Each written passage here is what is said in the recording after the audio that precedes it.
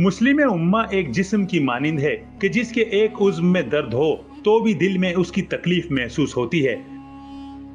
मगर गुज़िश्ता तकरीबन एक माह से इसराइल मजलूम फलस्तीनियों पर मुसलसल वहशियाना बमबारी में मसरूफ है और अब तक 20,000 टन के 12,000 से जायद बमों का निशाना बनकर 10,000 के करीब फलस्तीनी शहीद हो चुके हैं, जिनमें 4,000 के करीब बच्चे शामिल हैं और 20,000 से जायद फलस्तीनी जख्मी हैं।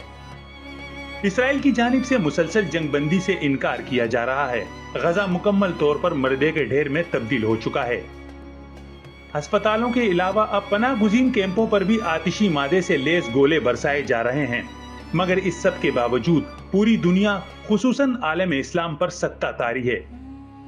एक जानिब तो अपने मजलूम मुसलमानों के लिए आवाज बुलंद की जा रही है, न ही खातिर ख्वाह इमदाद दी जा रही है, तो दूसरी जानिब सरजमीन अरब पर मुनक्किद होने वाले लहव व लाव की महफिल ने मुसलमानों के दिल मजीद रंजीदा कर दिए हैं।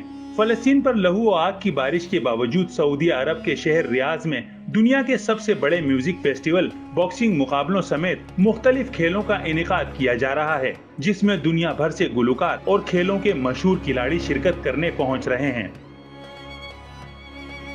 दूसरी जानिब टेनिस चैंपियन बनने वाली अनस जबीर मुकाबला जीतने के बाद फलस्तीनी बच्चों को याद करते हुए जज्बात पर काबू न रख सकी।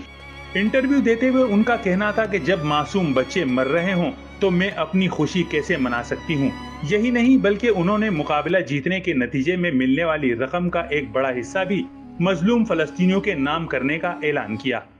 You know, the situation in the world doesn't make me happy, so I feel like I'm sorry. It's okay. These are the moments.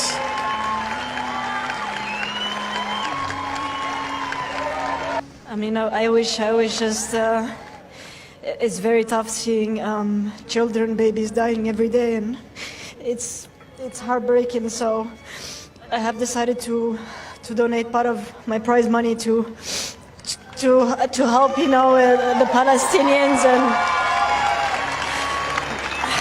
and उधर सोशल मीडिया पर फलस्तीनियों के हक में मुजाहरा करने वालों के सरों पर मंडलाते हुए परिंदों की वीडियो भी वायरल हुई है, जिसमें ऐसा मालूम होता है कि बेज़बान परिंदे भी मजलूम फलस्तीनियों के गम में एहतिजाज कर रहे हैं।